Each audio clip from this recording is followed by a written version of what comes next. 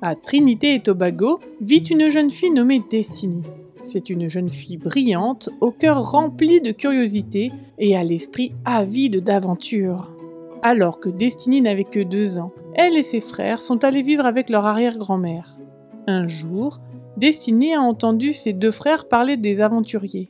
C'est un club dans lequel les enfants peuvent apprendre à connaître Jésus et à participer à des activités amusantes. Le cœur de Destiny s'est mis à palpiter de curiosité. Elle s'ennuyait à la maison et aspirait à de nouvelles aventures. Destiny demande à son arrière-grand-mère si elle peut accompagner ses frères au club.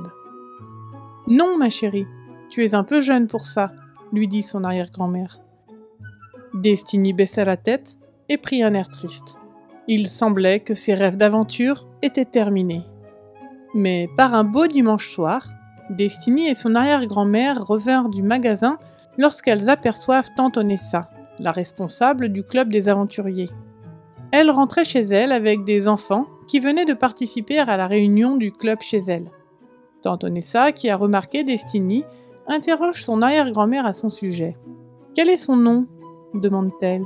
« Destiny », répond l'arrière-grand-mère. Avec un sourire bienveillant, Tata Onessa s'est tournée vers Destiny et lui a demandé « Veux-tu te joindre à notre club ?» Le cœur de Destiny s'est emballé et elle a hoché la tête avec enthousiasme. Elle se tourne vers son arrière-grand-mère pour savoir quelle sera sa réaction. Son arrière-grand-mère sourit. « Bien sûr, tu peux y aller, » dit-elle. C'est alors que la nouvelle aventure de Destiny a commencé. Elle a rejoint la section des castors avides de connaissances qui se réunissaient tous les dimanches chez tante Onessa. Lors de la première réunion, elle a appris la promesse et la loi de l'aventurier. Avec enthousiasme, elle a déclaré « Parce que Jésus m'aime, je ferai toujours de mon mieux ». En rentrant à la maison ce soir-là, elle dit joyeusement à son arrière-grand-mère « Je ne m'ennuie plus !» En continuant à assister aux réunions du club, Destiny a commencé à sentir qu'elle appartenait à une grande famille. Tata Onessa est devenue comme une mère pour elle, lui apprenant des histoires captivantes tirées de la Bible. Au début, Destiny ne connaissait pas beaucoup d'histoires de la Bible, mais elle voulait en apprendre davantage.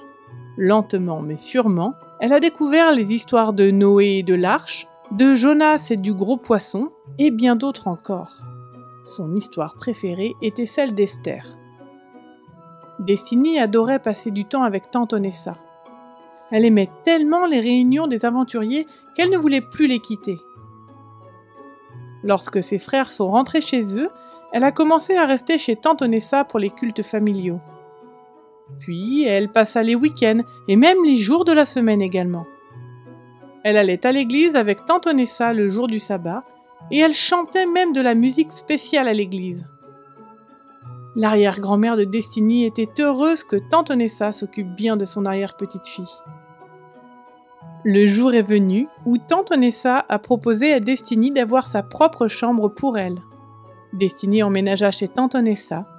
Elle avait une nouvelle maison. Mais l'aventure de Destiny ne s'est pas arrêtée là. Elle a décidé de se faire baptiser le jour de son 12e anniversaire.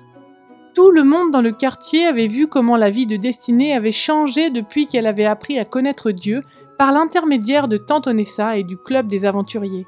Ils étaient si heureux pour elle et voulaient eux aussi connaître Dieu.